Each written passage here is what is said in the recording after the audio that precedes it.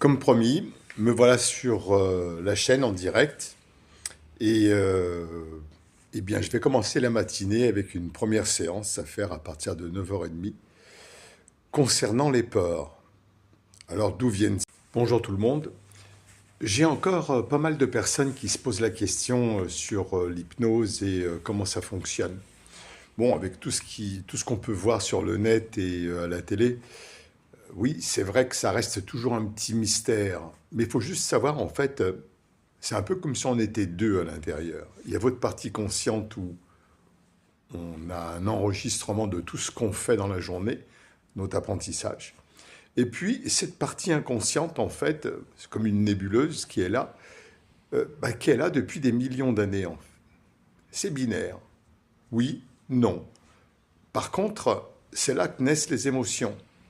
Et votre inconscient ne fera pas la différence entre une belle et une mauvaise émotion. Elle transmet, elle réagit. Et puis le corps s'en mêle, vous le ressentez. C'est pour ça que c'est important de temps en temps de faire un petit ménage à l'intérieur. Donc on va utiliser tout un tas de méthodes. Bon, l'hypnose en est une, effectivement, mais pas que. Falloir faire ce nettoyage avec le MDR. Et puis, il ne suffit pas de nettoyer.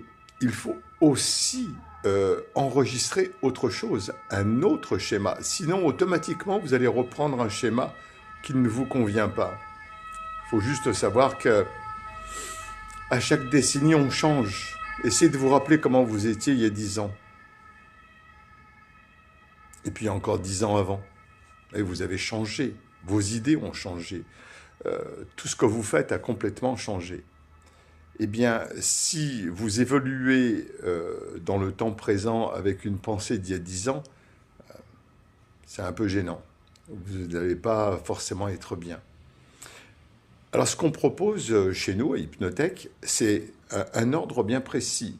Je nettoie, je sors toutes ces émotions, et puis il faut insérer un nouveau programme. Sinon, ça ne sert à rien. Voilà. Donc, il y a tout ce questionnement, qu'est-ce que je veux, comment je veux être, qu'est-ce que je désire réellement, qu'est-ce que je veux de mon corps aussi, parce que parfois, le corps a besoin de s'exprimer.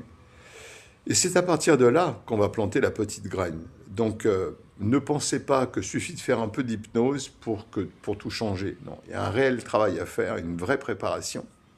Et ensuite, on vient planter la petite graine du changement. Votre graine, pas celle du thérapeute. Voilà. J'espère que ça va vous donner des idées, une bonne réflexion sur comment suivre une thérapie. À bientôt.